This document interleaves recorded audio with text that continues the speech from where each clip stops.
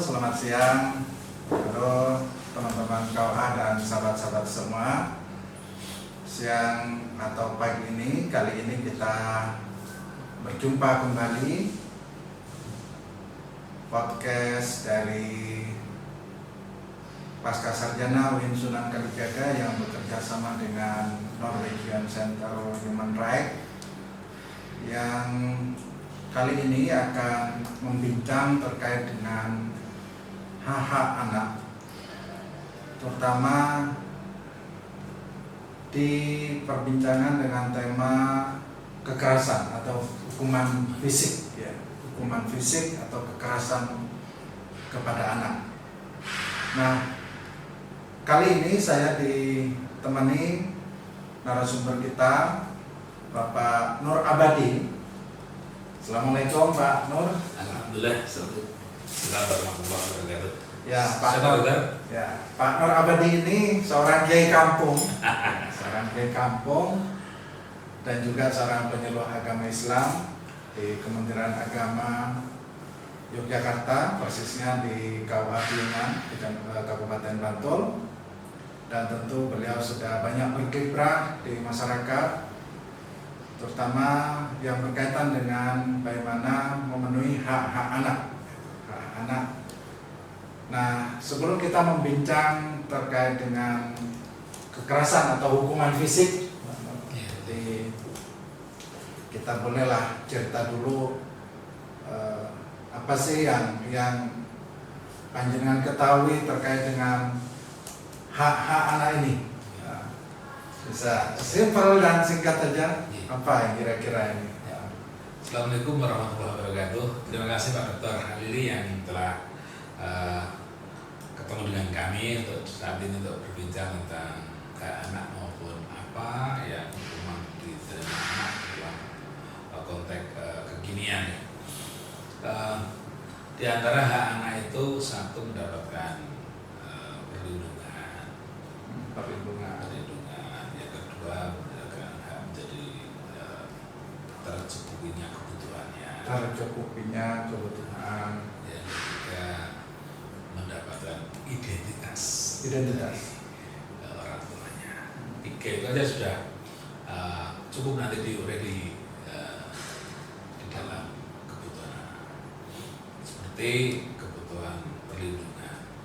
Anak sangat rentan sekali untuk dalam kehidupannya, sehingga ada perlindungan, dikasih sayang dari orang tuanya.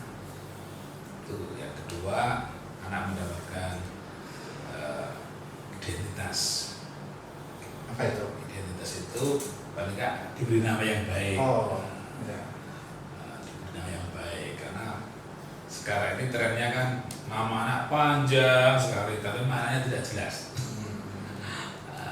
Sehingga kalau Rasulullah itu nama-namanya itu yang simple, jelas, dan hanya satu atau dua kata. Terus sekarang kan banyak kata, sehingga menjadikan identitas anak itu sekarang sangat diperlukan. Dan untuk pemerintahan, identitas sejak lahir itu dicari karakter. Sebagai legalitas formalnya bahwa anak itu mendapat identitas dirinya. Kesehatan anak sekarang ini sudah mulai digalakkan, jangan sampai stunting dan sebagainya, sehingga kebutuhan kesehatan, permohonan kebutuhan itu dulu harus dipenuhi itu. Demikian. Baik, terkait dengan pemenuhan hak-hak anak ini, Pak Nur selaku penyuluh agama Islam ya di KUA Kecamatan, selama ini apa yang sudah pernah atau sedang atau yang dilakukan oleh teman-teman di KUA terkait dengan apa yang terkait dengan pemenuhan hak-hak anak? Oke, saat ini yang yang mulai kita galakkan adalah tentang kesehatan ya, stunting itu kita benar-benar galakkan, dan ini malah salah satu dari program pemerintah untuk juga menangani atau mengurangi, bahkan bisa menghilangkan kesehatan stunting itu harus kita turunkan. Bahkan untuk di wilayah Bantul itu stunting cukup tinggi jadi menjadi salah satu menjadi prioritas dari program pemerintah untuk baik di Kementerian Agama maupun di Pemda itu stunting akan diturunkan dengan berbagai macam kegiatan.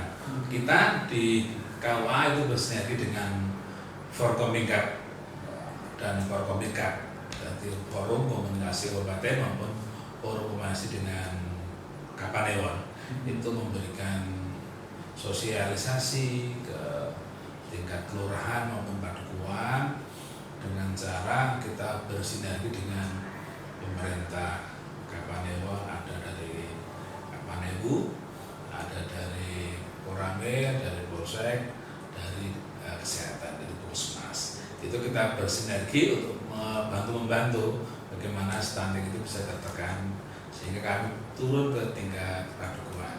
Ada kendala nggak Pak terkait dengan program-program kerjasama itu?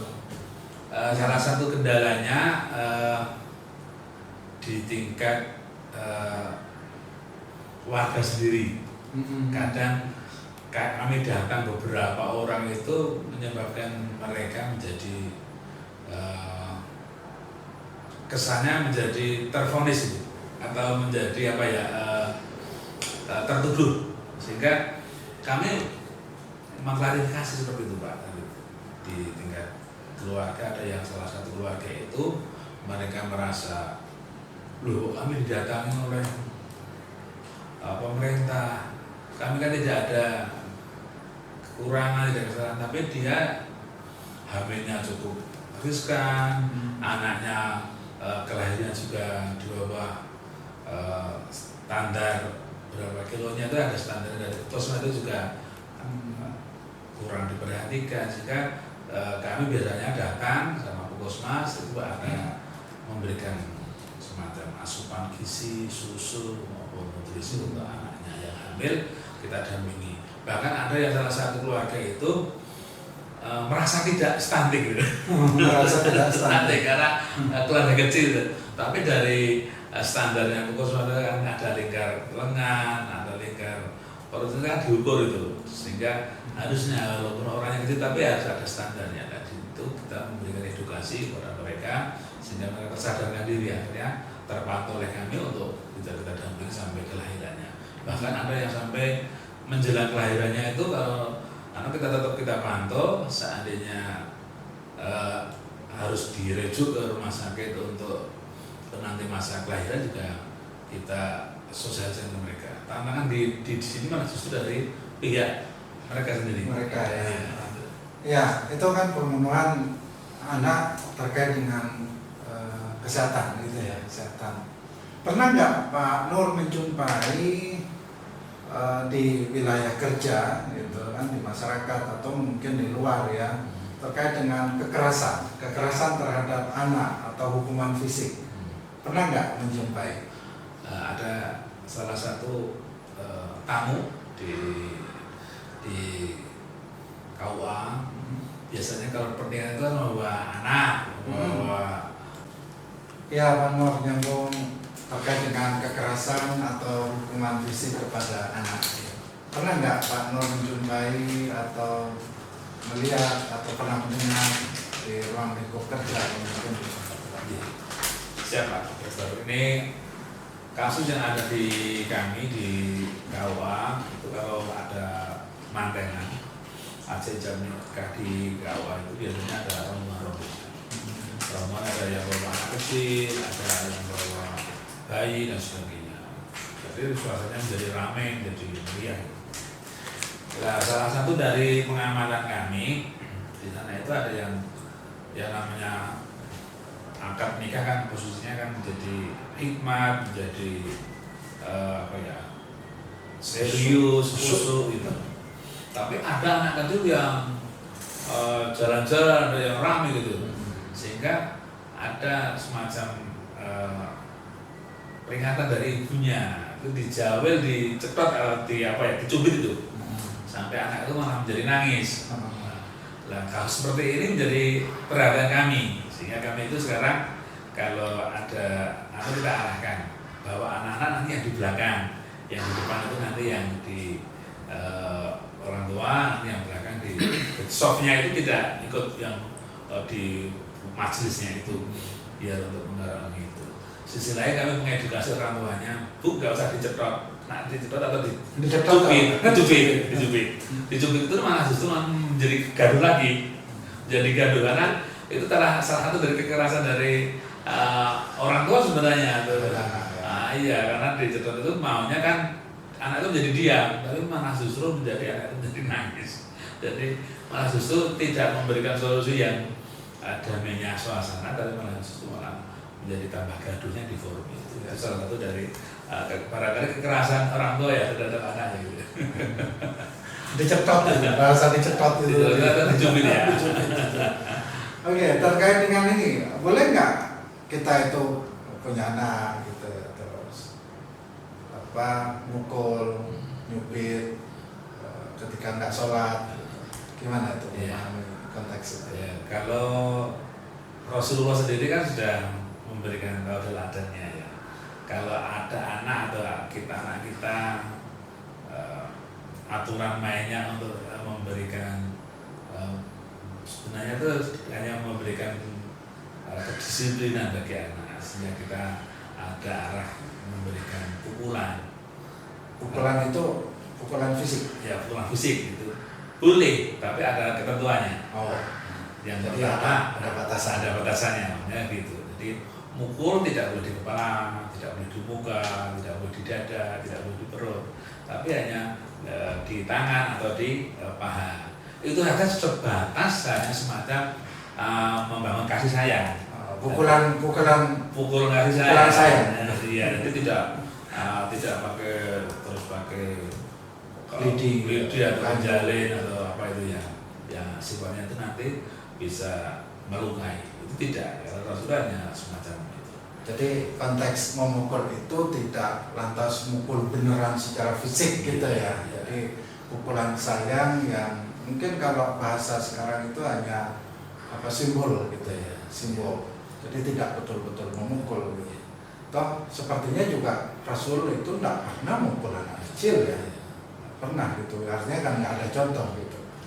Terus gimana di lingkup Kiai Kampung ini gimana ini kejadian-kejadian terkait dengan pembenaran memukul anak ini? Itu masih dijumpai nggak? Iya, sebenarnya masih ada. Kami itu di masa sekarang itu ada yang namanya pengajian untuk pembelajaran anak itu pakai namanya penjalin, atau nggak penjalin? Ya. Semacam rotan itu. Rotan. Jadi anak itu kan nanti berhadapan dengan guru. Kalau dulu zaman saya itu kan ngajinya gini, nanti tangan itu dimasukkan di meja gini, terus kita baca. Kalau salah itu nanti akan dipukul oleh Pak Ustadz dengan Pak Yai itu gini, gitu. Jadi kita agak terkejut atau kaget itu, gini. Sehingga kita akan semakin konsentrasi. Kalau sekarang sudah berbeda eranya, kan tidak boleh gini. Nanti kalau anak undang-undang ya perlindungan anak, sehingga mainnya sekarang pakai itu, tapi sudah tidak pakai dikenakan fisiknya, tapi dikenakan mejanya. Mejanya. Gitu. Jadi seperti itu dia akan dan ini diterangkan seperti ini, ternyata anak semakin serius atau ini konsentrasi semakin bagus. Jadi ada sisi lain yang masih diterangkan seperti itu. Tapi kalau di sekolah-sekolah atau di pengajian di masjid taklim itu sudah tidak pakai Pak, sudah tidak pakai itu. Tidak pakai karena anak sekarang sudah lebih pintar pada secara konsentrasinya sudah lebih pintar, sehingga justru anak kita mainkan, banyak diberi permainan sifatnya untuk mereka main, untuk imajinasi, untuk kreativitas bisa muncul. Sehingga umumnya kami memainkan dengan model kartu tentang sejarah Nabi. Ayo siapa yang bisa mengurai sejarah Nabi, tulis di sini di kertas. Mereka akan bermain di situ. Seperti itu. Jadi kita tinggal nanti tempel. Jadi memang lebih anak kita gerakkan, kita sebagai bukan sekarang sudah lebih ke fasilitator, lebih mudah seperti itu. Itu kalau kami di pengajaran di anak-anak madrasah diniyah seperti itu. Karena itu kepada anak, kepada orang tua gimana cara edukasi? biar tidak aneh jawab dalam dia. Nah, memang agak sulit untuk bisa memberikan edukasi kepada masyarakat karena memang di masyarakat sendiri sudah tertanam sejak lama ya, sudah seperti itu. Jadi kalau anak agak rewel, dicedok dan sebagainya tadi atau dicubit ya, dicubit itu ya. Tapi ininya kita diedukasi seperti yang tadi itu di pembangunan kesehatan stunting tadi itu kita sudah mulai merambah pada bagaimana memberikan edukasi pada masyarakat. Kekerasan pada anak sekarang itu sudah dialihkan dengan memberikan kreativitas pada anak. Sehingga orang tua sudah mulai ayo belajar. Saya kira anak itu orang zaman Siti Nurbaya, ditekan dengan kekerasan nanti akan manut. Tapi kalau sekarang diarahkan dengan kreativitas, mereka akan tersalurkan bakat maupun minat dari anak. Artinya alasan orang tua untuk melakukan kekerasan fisik, mukul sama anak yang mendasarkan pada dalil-dalil keagamaan itu tetap tidak bisa dibenarkan ya. Karena makna memukul itu sendiri juga tidak serta-merta pukulan secara fisik ya. Yang pukulan kasih sayang hanya simbolis. Oke, terima kasih Pak Nur Abadi.